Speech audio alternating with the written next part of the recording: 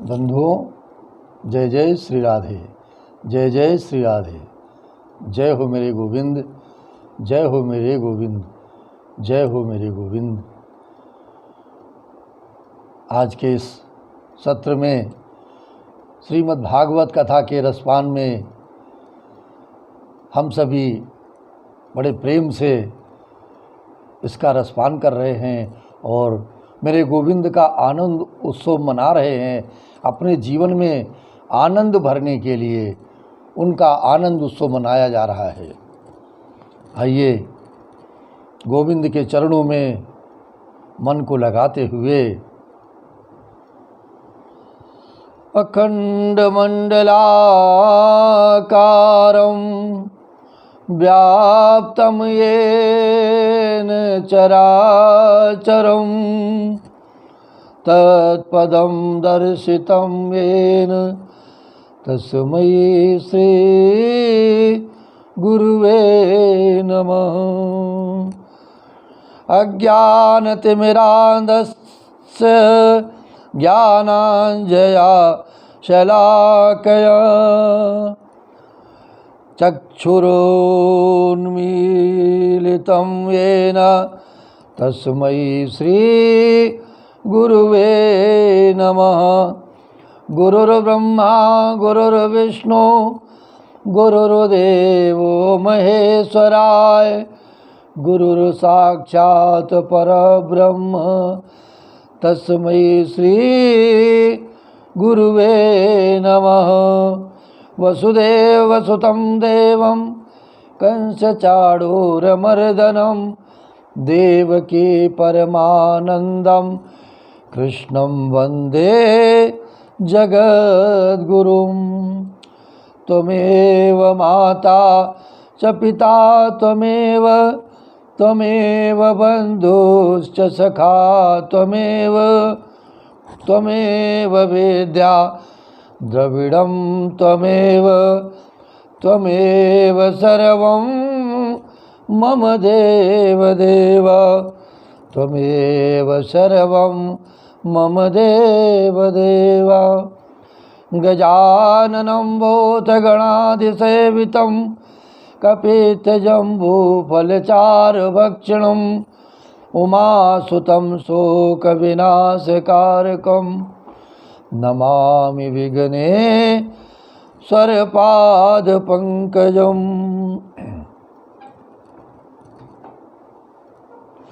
सच्चिदानन्दरूपाय विश्वोत्पत्त्यादिहेतवे तापत्रयविनाशाय श्रीकृष्णाय वयं नुमः। श्रीकृष्णाय वयं नुमः। नारायणं नमस्कृत्यं नरं चैव नरोत्तमं देवी सरस्वती व्यासं ततो जयमुदीरयेत्। श्री कृष्ण गोविंद हरे मुरारे हे नाथ नारायण वासुदेव। श्री कृष्ण गोविंद हरे मुरारे हे नाथ नारायण वासुदेव। करारविन्देन पदारविन्दं मुखारविन्दे विनिवेशयन्तं वटस्य पत्रस्य पुटे शयानं बालं मुकुन्दं मनसा स्मरामि। श्रीकृष्ण गोविंद हरे मुरारे हे नाथ नारायण वासुदेव। जिह्वे पिबस्वामृतमेतदेवो गोविन्द दामोदर माधवेति। विक्रेतु कामा किल गोपकन्या मुरारिपादार चित्तपीतवृत्ते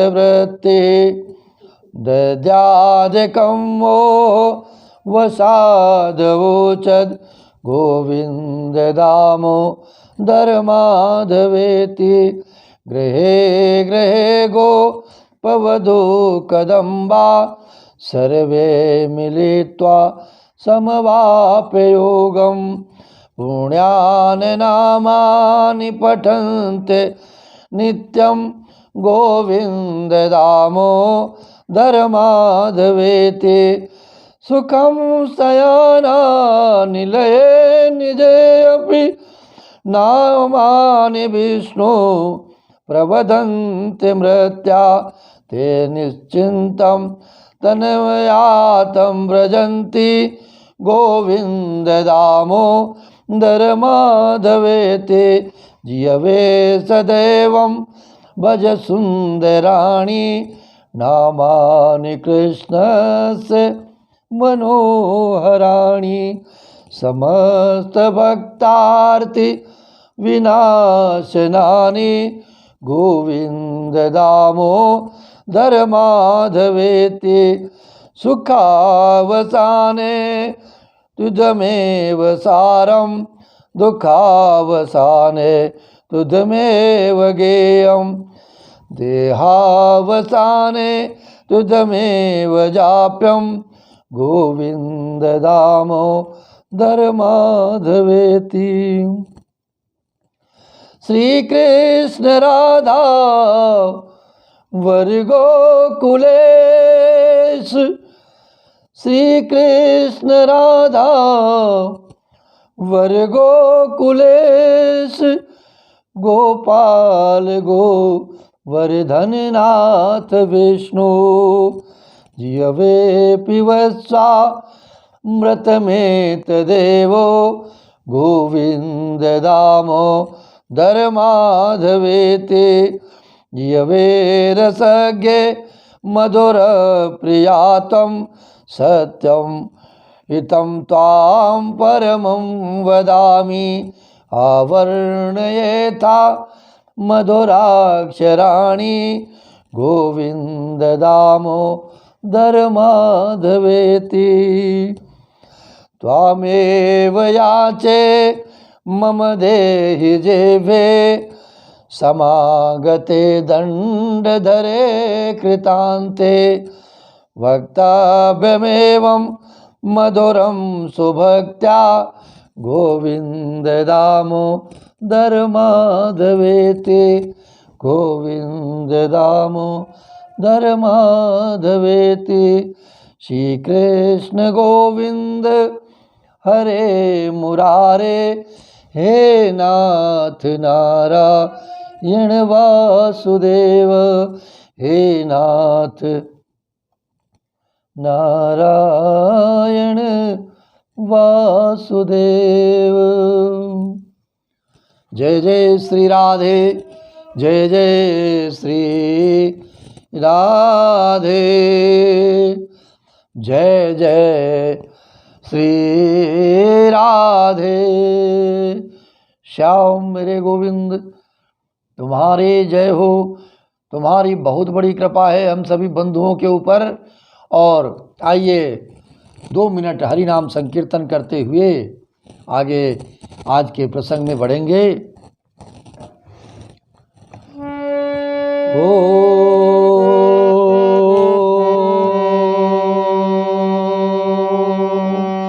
हरे ओ हरे ओ हरे ओ हरि ओ। मन तड़पत हरि दर्शन को आज। मन तड़पत हरि दर्शन को आज। मन तड़पत हरि दर्शन को आज। मन तड़पत हरि दर्शन को आज। भव सागर पड़ी मेरी नैया, आजा जा रे मेरे कन्हैया।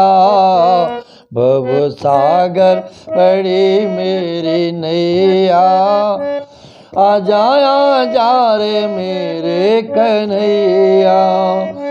मेरे श्याम आजा, घन श्याम आजा, मेरे श्याम आजा, गोविंद आजा, मेरे श्याम आजा, घन श्याम आजा। भव सागर मेरे नैया, आजा आजा रे मेरे कन्हैया। कहीं डूब न जाऊं मझधार में, कहीं डूब न जाऊं मझधार में, मेरी नैया का बन जा खिवैया। भव सागर पड़ी मेरी नैया, अब आजा रे मेरे कन्हैया। भव सागर पड़ी मेरी नैया, अब आजा रे मेरे कन्हैया। बीच सभा में जब द्रौपदी ने तुमको, बीच सभा में जब द्रौपदी ने तुमको टेर लगाई थी। बीच सभा में जब द्रौपदी ने तुमको टेर लगाई थी, प्रेम के बंधन में बंध कर तूने बहन की लाज बचाई थी। प्रेम के बंधन में बंध करके तूने बहन की लाज बचाई थी। जब द्रौपदी ने तुमको पुकारा, कहीं डूब न जाए मझधार में, आजा आजा रे मैं भव सागर पड़ी मेरी नैया, आजा आजा रे मेरे कन्हैया। भव सागर पड़ी मेरी नैया, अब आजा रे मेरे कन्हैया। आया बहना के बन के तू भैया, आया बहना के बन के तू भैया, आया बहना का बन के तू भैया। कहीं डूब न जाऊं मझधार में, आजा आजा ओ मेरे कन्हैया। कहीं डूब न जाऊं मझधार में, भव सागर पड़ी मेरी नैया, आजा आजा रे मेरे कन्हैया।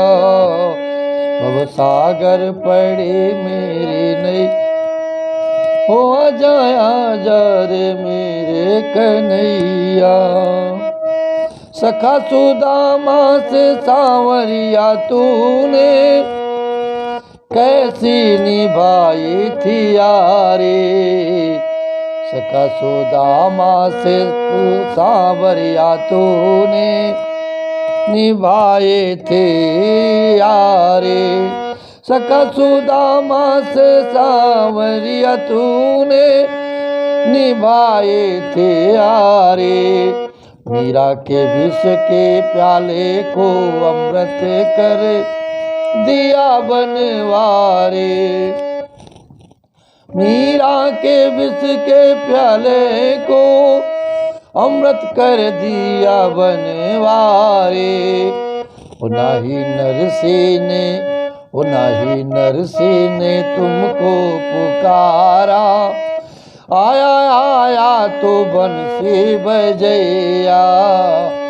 नाही नरसी ने तुमको पुकारा, आया बंसी बजैया, भव सागर पड़े में नैया, अब आ जा रे मेरे कन्हैया।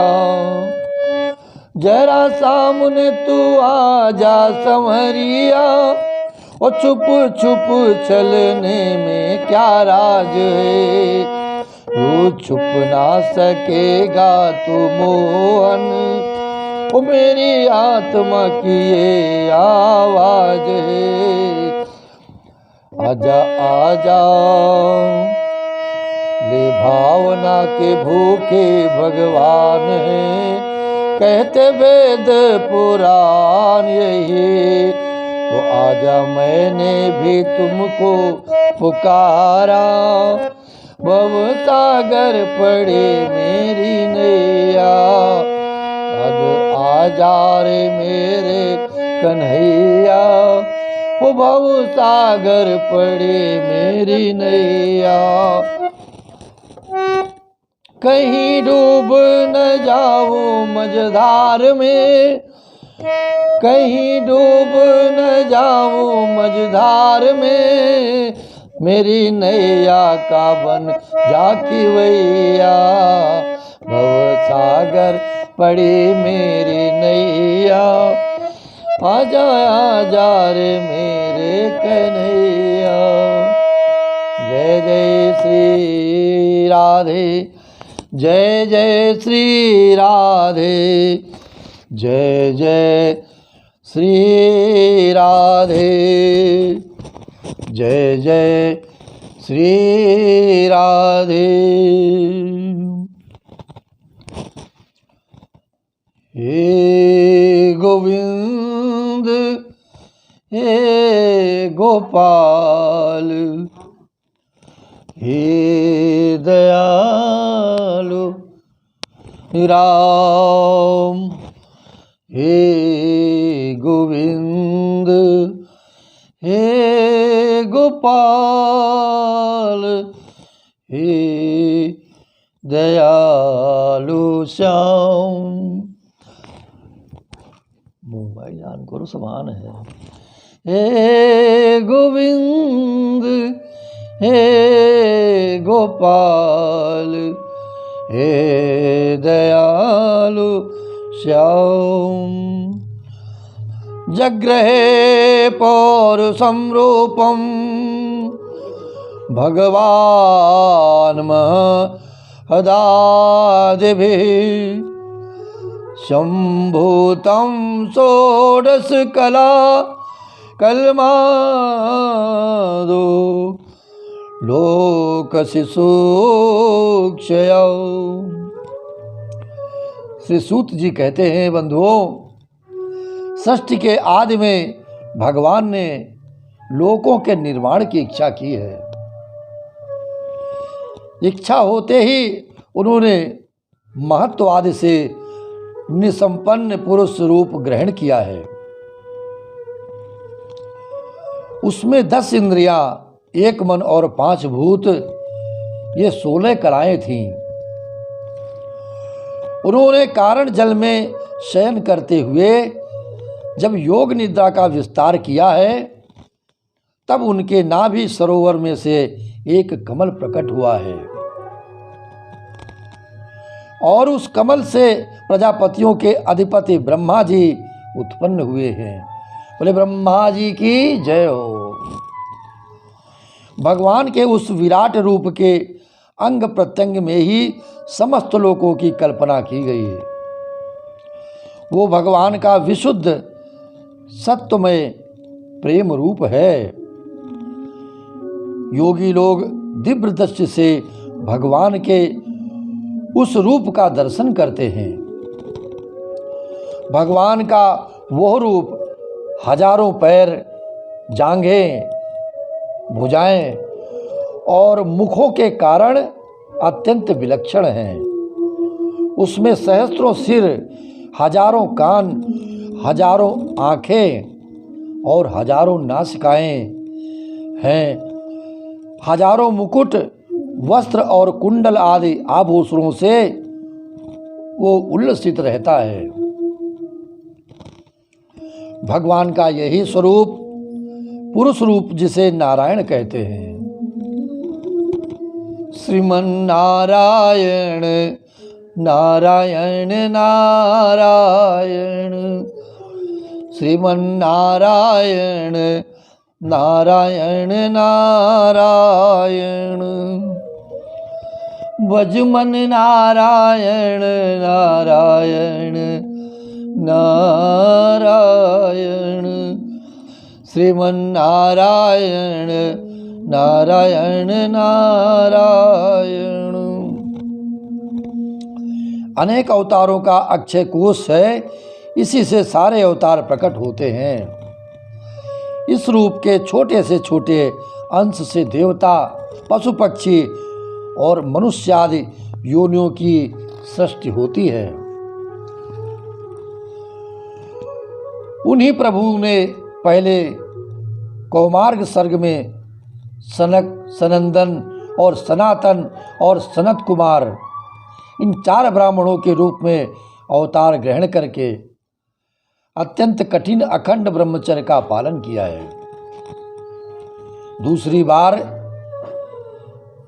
इस संसार के कल्याण के लिए समस्त यज्ञों के स्वामी उन भगवान ने ही रसातल में गई हुई पृथ्वी को निकाल लाने के विचार से सूकर का रूप ग्रहण किया है और ऋषियों की सृष्टि में उन्होंने देवर्षि नारद के रूप में तीसरा अवतार ग्रहण किया है और सात्वत तंत्र का, जिसे नारद पांचरात्र कहते हैं, उपदेश किया। उसमें कर्मों के द्वारा किस प्रकार कर्म बंधन से मुक्ति मिलती है, इसका वर्णन है। धर्मपत्नी मूर्ति के गर्भ से उन्होंने नर नारायण के रूप में चौथा अवतार ग्रहण किया। इस अवतार में उन्होंने ऋषि बनकर मन और इंद्रियों का सर्वथा संयम करके बड़ी कठिन तपस्या की है और किसी भी तपस्या में, किसी भी संकल्प में बहुत बड़ा बल होता है। 5वें अवतार में वे सिद्धों के स्वामी कपिल के रूप में प्रकट हुए और तत्वों का निर्णय करने वाले सांख्य शास्त्र का, जो समय के फेर से लुप्त हो गया था, आसुरी नामक ब्राह्मण को उपदेश किया है। अनुसुईया के वर मांगने पर 6ठे अवतार में वे अत्रि की संतान दत्तात्रेय हुए हैं। इस अवतार में उन्होंने अलर्क एवं प्रहलाद आदि को ब्रह्म ज्ञान का उपदेश किया है। 7वीं बार रुचि प्रजापति की आकुति नामक पत्नी से यज्ञ के रूप में उन्होंने अवतार ग्रहण किया और अपने पुत्र याम और देवताओं के साथ स्वयंभू मनवंतर की रक्षा की है। राजा नाभ की पत्नी मेरु देवी के गर्भ से ऋषभ देव के रूप में भगवान ने 8वां अवतार ग्रहण किया है। इस रूप में उन्होंने परमहंसों का वह मार्ग, जो सभी आश्रमियों के लिए वंदनीय है, दिखाया। ऋषियों की प्रार्थना से 9वीं बार वे राजा पृथु के रूप में अवतीर्ण हुए। शौनकाद ऋषियों, इस अवतार में उन्होंने पृथ्वी से समस्त औषधियों का दोहन किया था। इससे यह अवतार सबके लिए बड़ा ही कल्याणकारी सिद्ध हुआ। चाक्षुष मनवंतर के अंत में जब सारी त्रिलोकी समुद्र में डूब रही थी, तब उन्होंने मत्स्य के रूप में 10वां अवतार ग्रहण किया है और पृथ्वी रूपी नौका पर बैठा कर अगले मनंतर के अधिपति वैवस्वत मनु की रक्षा की है। जिस समय देवता और दैत्य समुद्र मंथन कर रहे थे, उस समय 11वां अवतार धारण करके कच्छप रूप से भगवान ने मंदराचल को अपनी पीठ पर धारण किया है। बंधुओं, 12वीं बार धन्वंतरी के रूप में अमृत लेकर के समुद्र से प्रकट हुए और 13वीं बार मोहिनी रूप धारण किया है। दैत्यों को मोहित करते हुए देवताओं को अमृत पिलाया। 14वें अवतार में उन्होंने नरसिंह रूप धारण किया और अत्यंत बलवान दैत्यराज हिरण्यकशिपु की छाती अपने नखों से अनायास इस प्रकार फाड़ दिया है जैसे चटाई बनाने वाला सींग को चीर डालता है। भक्त के ऊपर जो भी कभी कष्ट आते हैं और उन कष्टों को मेरे प्रभु बर्दाश्त नहीं करते हैं। एक बार मेरे प्रभु को कष्ट प्राप्त हो जाए उसे सहन कर जाते हैं। अपने भक्तों के लिए और अपने भक्तों की पीड़ा को वो सहन नहीं कर पाते हैं, क्योंकि अपने भक्तों के ऊपर उनका प्रेम, उनकी करुणा, उनका हाथ हर क्षण बना रहता है भक्त की रक्षा के लिए। इसलिए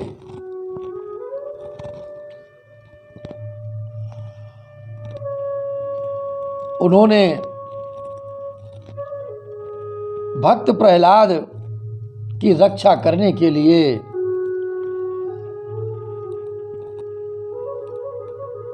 चाहे पिता ही क्यों न हो, अगर भक्त का निरादर, भक्त का अपमान उनके किसी भक्त को कष्ट पहुंचाएगा तो जो भी प्राणी होगा उसे भोग भोगना पड़ेगा। इसलिए संसार में संतों ने कहा, सद्गुरुओं ने कहा कि एक बार के मेरे भगवान को अपने भक्त की पीड़ा एक बार भी सहन नहीं होती। इसलिए कभी भी किसी परिवार में, किसी भी समाज में और कभी भी संतों को हम अपनी वाणी से अपनी वाणी न बोले और किसी को भी भक्त प्रेमी व्यक्ति को, चाहे जो भी हो, किसी भी जो भगवान का प्रेमी है, जो भगवत भजन करता है, जो दिन रात मेरे गोविंद के चरणों में लगा रहता है, हमारा जीवन में ये प्रयास होना चाहिए कि उसे जिस प्रकार से सहयोग बन सके उसकी भक्ति में हमें सहयोग करना चाहिए। क्योंकि मेरे प्रभु ने भक्त का कष्ट और भक्त के ऊपर अत्याचार, भक्त का अपमान कभी सहन नहीं किया है। और प्रेमी व्यक्ति, भक्त की भक्ति की राह पे चलने वाला जीव मानव अपने परिवार में जब तक बना रहता है, भजन करता है रात दिन, संतों की निस्वार्थ सेवा करता है और निस्वार्थ भाव से सत्कर्म करता है, तो संतों ने कहा कि जान लीजिए, समझ लीजिए कि वो प्रेमी, वो भक्त किस प्रकार परिवार की, समाज की और देश काल की रक्षा करता है। अदृश्य रूप में मेरे गोविंद सभी पर अपना हाथ रखे रहते हैं। जैसे कि लंका में भक्त विभीषण भगवान के प्रेम में, मेरे प्रभु श्री राम के प्रेम में रात दिन लगा रहता है और रावण के अत्याचारों को और उनके किए हुए कर्मों से बिल्कुल विरक्त रखता है अपने आप को। बस केवल एक ही काम है कि संतों की सेवा, संतों का दर्शन और सीताराम सीताराम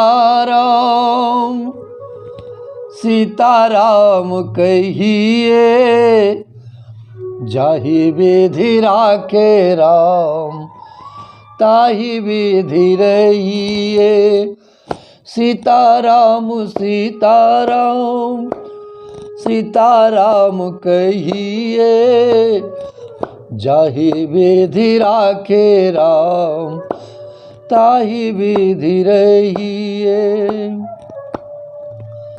सीताराम सीताराम सीताराम जय सीताराम सीताराम सीताराम सीताराम जय सीताराम सीताराम सीताराम सीताराम जय सीताराम सीताराम सीताराम सीताराम जय सीताराम सीताराम जय सीताराम।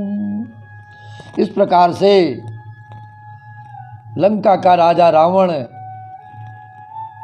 जब तक विभीषण की छत्र छाया में, मेरे प्रभु की भक्त की छत्र छाया में रहे, तब तक उन्हें भी आनंद की प्राप्ति होती रही विभीषण भक्त के द्वारा।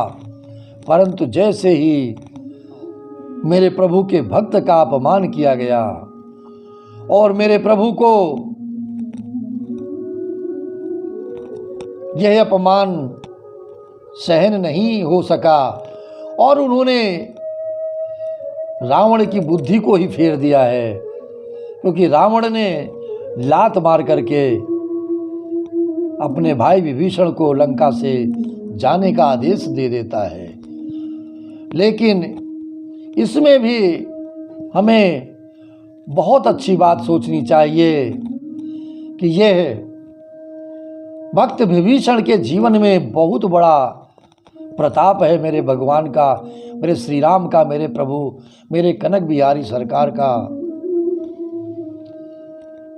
कि ये संसार भी आपको बारंबार लात मार मार करके संतों के द्वारा कट वचन सुना सुना करके कि ये जगत मिथ्या है, ये संसार माया है, इसमें अपने आप को, अपने जीवन को मत फंसाओ। सत्य केवल मेरे प्रभु हैं, मेरे गोविंद हैं और मेरे प्रभु श्री राम हैं। अपने मन को उनके चरणों में लगाओ। तो भी भक्त विभीषण के जीवन में ये बहुत बड़ा प्रताप है मेरे प्रभु का कि जा हे संत,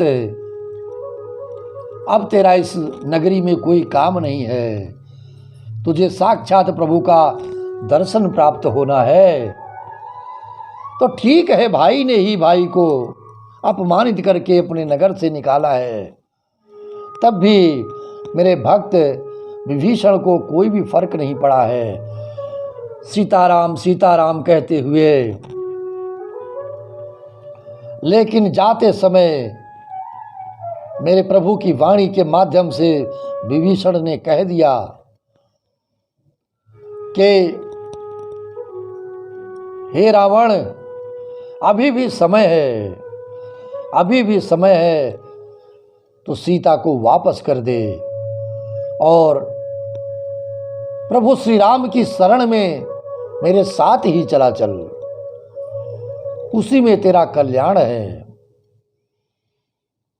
परंतु अहंकार के वश में, अपने बल के मद पे रावण को ये बात नहीं भाई और मेरे भक्त विभीषण प्रभु की शरण में चले दिए हैं। जिन चरणन की पादुके भरत गहे पद लाए, ते पद आज बिलो की हो इन नयनन अब जाए। भक्त अपने प्रभु को प्राप्त करते हुए, उनका मन में सुमिरन करते हुए चले देता है। इसी प्रकार से अगर कोई भक्त को कष्ट पहुंचाता भी है, तो भक्त तो अपने प्रभु के चरणों में इतना लीन हो चुका है, इतना अपने आप को निस्वार्थ भाव से समर्पित कर चुका है कि उसे भान नहीं होता कि मेरे साथ ये अत्याचार हो रहा है या मेरे साथ ये अन्याय हो रहा है। वो तो अपने प्रभु को समर्पित होकर निस्वार्थ भाव से सोचता है कि ये मेरे प्रभु इसमें भी मेरा बहुत बड़ा हित करना चाहते हैं। जब हमारी भावना इस प्रकार से बनेगी, हमारा भाव निस्वार्थ रूप से जब इस प्रकार से हमारा मन भक्ति में लग जाएगा, किसी राम में सब जग जानी, करहु प्रणाम जोरि जोग पानी, करहु प्रणाम जोरि जोग पानी।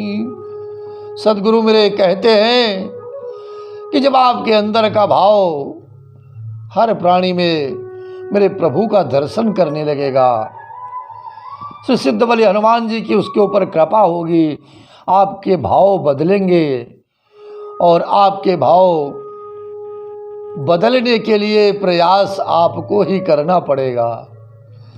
सदगुरु तो शरण दे सकता है, अपना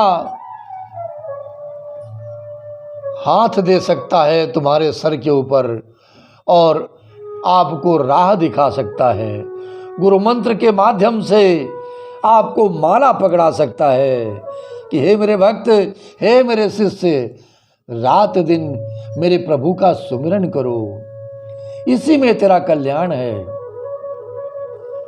और जैसा कि हमारे भाव में हम सभी संसारियों के मन में भाव में रहता है कि अब तो हमने गुरु की शरण प्राप्त कर ली, मंत्र दीक्षा ले लिया और माला हमने प्राप्त कर ली है गुरु के द्वारा, अब हमें कोई कष्ट नहीं रहेगा और गुरु सारे काम हमारे करते रहेंगे और सारी इच्छाओं की पूर्ति हमें होती रहेगी।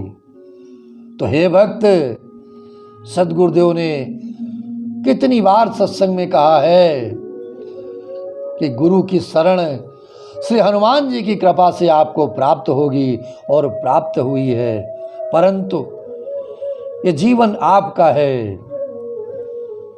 इस जीवन में प्रभु को पाने के लिए, प्रभु को भजने के लिए, भक्ति करने के लिए एक एक सीढ़ी, एक एक कदम आपको आगे बढ़ाना पड़ेगा।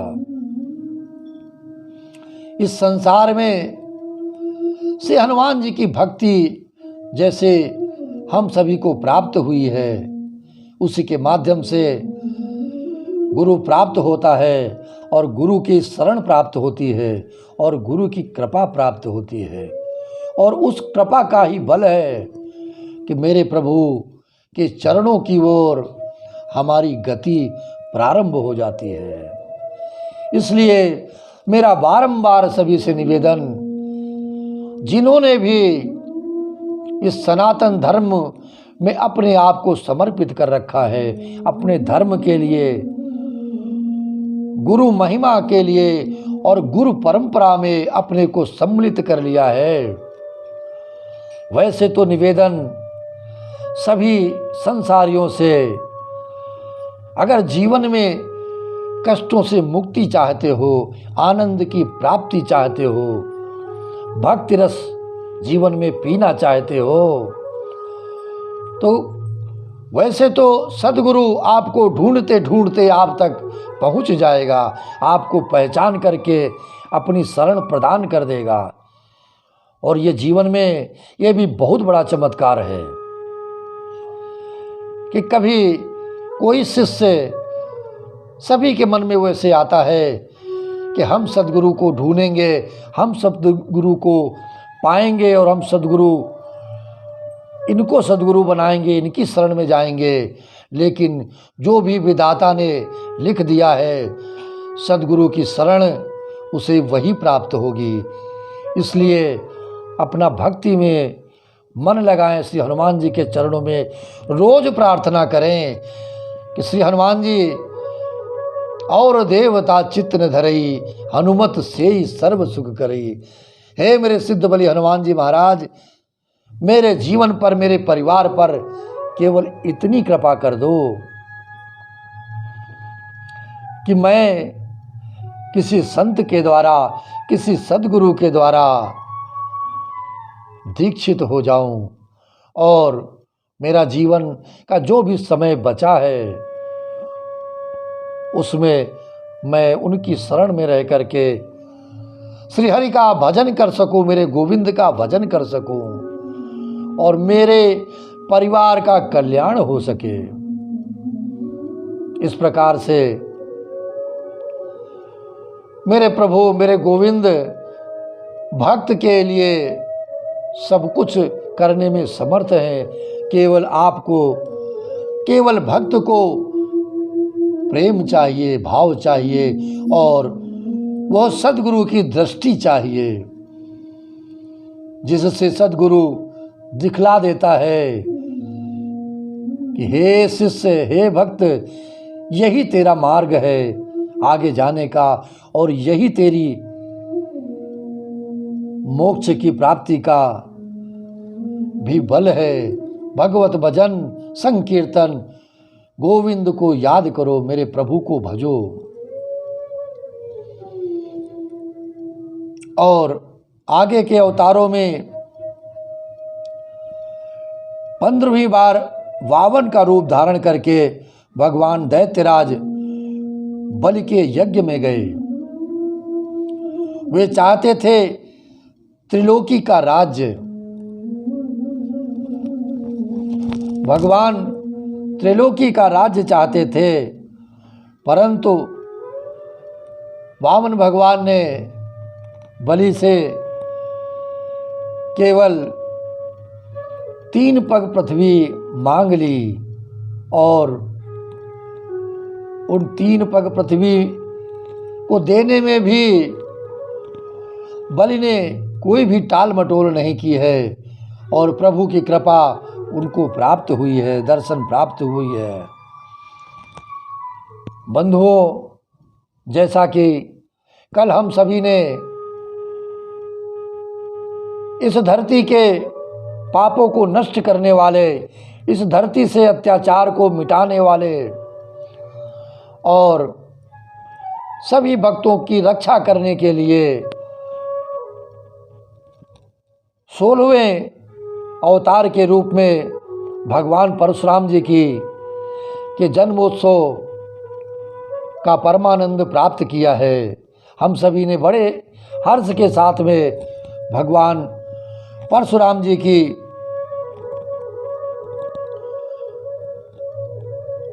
जयंती के रूप में, उनके प्राकट्य के रूप में प्राकट्योत्सव मनाया है। और इस अवतार में उन्होंने देखा कि जब राजा लोग ब्राह्मणों के द्रोही हो गए हैं,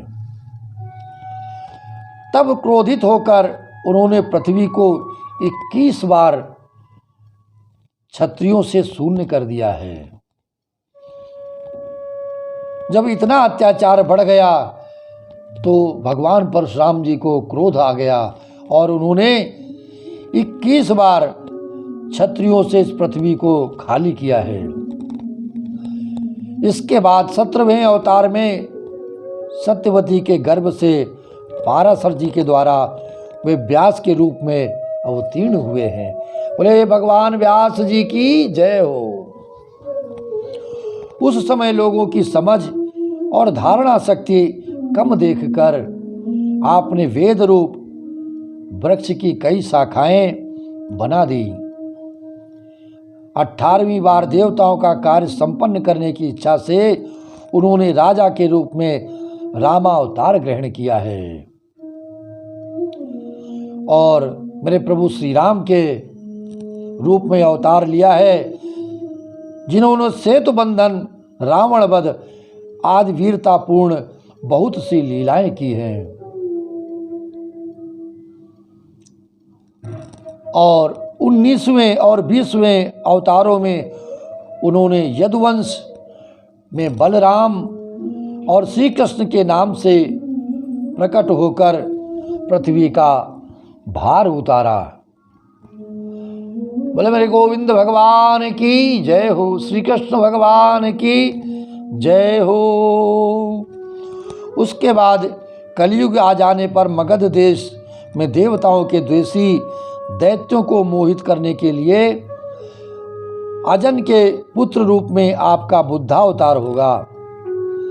इसके भी बहुत पीछे जब कलयुग का अंत समीप होगा और राजा लोग प्रायः लुटेरे हो जाएंगे, आने वाला जो समय है जीवन में, तब जगत के रक्षक भगवान विष्णु यश नामक ब्राह्मण के घर कल के रूप में अवतीर्ण होंगे। शौनकादि ऋषियों जैसे अगाध सरोवर से हजारों छोटे छोटे नाले निकलते हैं, वैसे ही सत्वनिधि भगवान श्री हरि के असंख्य अवतार हुआ करते हैं। ऋषि, मनु, देवता, प्रजापति, मनुपुत्र और जितने भी महान शक्तिशाली हैं, वे सब के सब भगवान के ही अंश हैं। ये सब अवतार तो भगवान के अंशावतार अथवा कलावतार हैं, परंतु भगवान श्री कृष्ण तो स्वयं भगवान अवतारी ही हैं। जब लोग दैत्यों के अत्याचार से व्याकुल हो उठते हैं, तब युग युग में अनेक रूप धारण करके भगवान उनकी रक्षा करते हैं।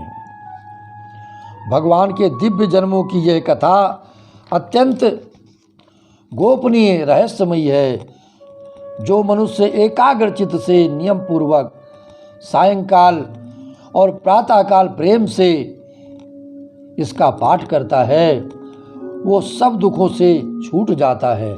जय जय श्री राधे, जय जय श्री राधे, जय जय श्री राधे।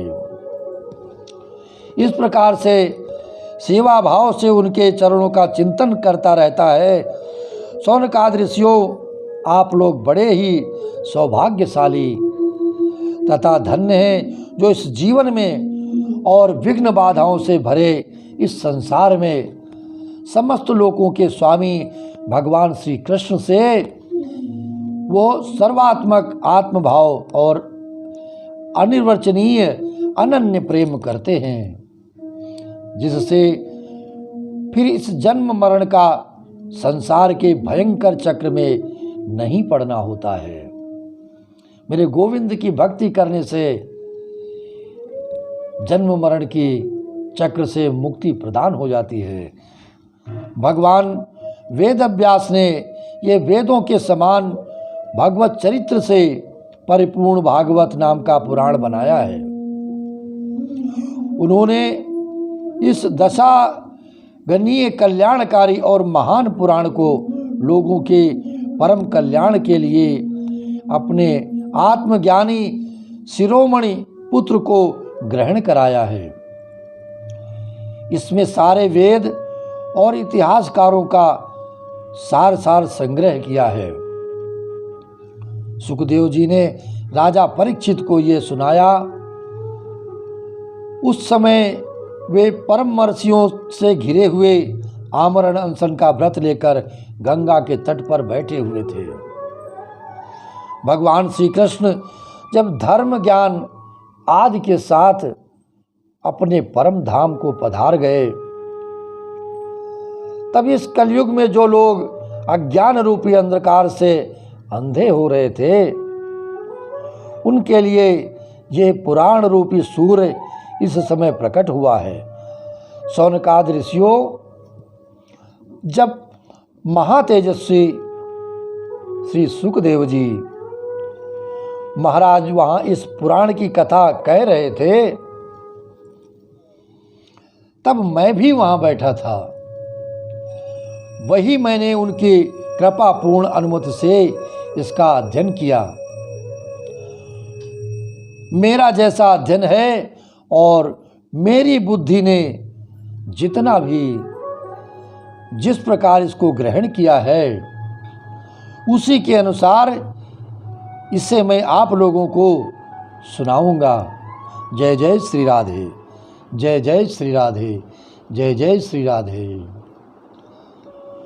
कृष्ण गोविंद गोविंद गोपाल नंदलाल, कृष्ण गोविंद गोविंद गोपाल नंदलाल, कृष्ण गोविंद गोविंद गोपाल नंदलाल, कृष्ण गोविंद गोविंद गोपाल नंदलाल।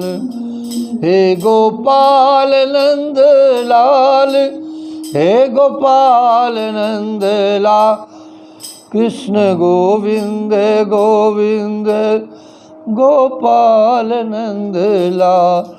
हे गोपाल नंदलाल, हे गोपाल नंदलाल, कृष्ण गोविंद गोविंद गोपाल नंदलाल, कृष्ण गोविंद गोविंद गोपाल नंदलाल, कृष्ण गोविंद गोविंद हे गोपाल नंदलाल, कृष्ण गोविंद गोविंद गोपाल नंदलाल, कृष्ण गोविंद गोविंद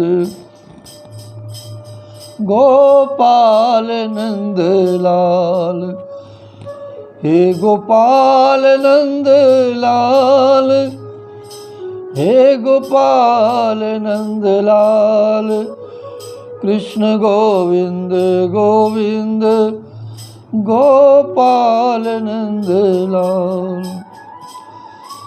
राधे राधे, जय श्री राधे, राधे राधे, जय राधे, राधे राधे, राधे राधे, राधे राधे, जय श्री राधे, राधे राधे, राधे राधे, राधे राधे, जय जय राधे, राधे राधे, जय श्री राधे, राधे राधे, जय जय राधे। हे कृपा, हे कृपालु, हे कृपा माँ, कृपालु माँ, भक्त के ऊपर मेरे पुत्रों पे दया करो, रक्षा करो और अपनी कृपा और अपनी गोद में उनके रक्षण के लिए उठा लो, सभी की रक्षा हो। हे माँ दयामयी माँ, करुणा करो, करुणामयी माँ, जगत को इस करुणामयी दृष्टि से निहारो और मेरे गोविंद की शरण में सभी भक्तों की रक्षा करो, कल्याण करो और इस जगत को इस महामारी के संकट से उबारो। क्योंकि अब हे गोविंद, इन आँखों से निहारा नहीं जाता, जीवों का कष्ट, उनकी दुखी आत्मा पुकार रही है अब आपको। ये मेरे गोविंद, इस संसार में पधार कर उनकी रक्षा करो, उनका कष्ट हरो, कल्याण करो। मेरे आनंद उत्सव की यही प्रार्थना नित्य प्रति बारंबार मेरे सदगुरु के चरणों में यही प्रार्थना कि हे मेरे गोविंद, हे मेरे माँ राधे रानी बरसाने वाली, अब कृपा करो, अब सभी का कष्ट दूर कर दो। माँ हम तुम्हारी शरण में हैं और आपने सदैव भक्तों की रक्षा की है। ये भक्त पुकार रहा है कि मेरी विनती सुनो, माँ भक्तों के कष्ट को दूर कर दो, सभी का कल्याण हो, इसी में इस जगत की भलाई है।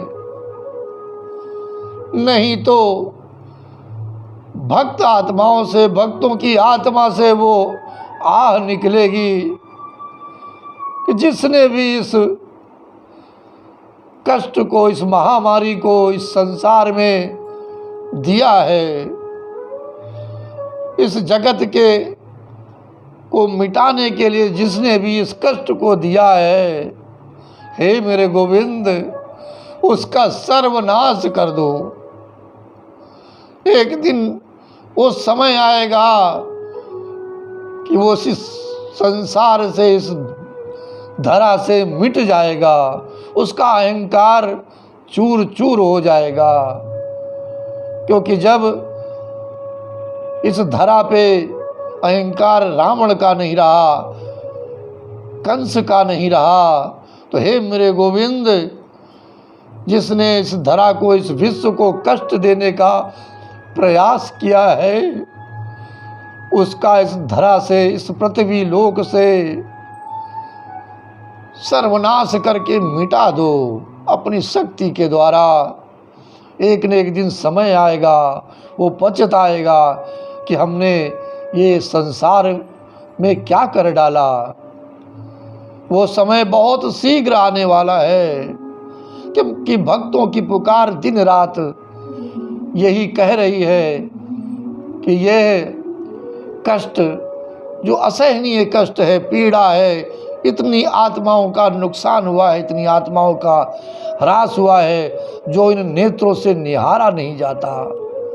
बस केवल विनती है मेरे गोविंद, हम आपकी शरण में हैं, सभी की रक्षा हो, सभी का कल्याण हो।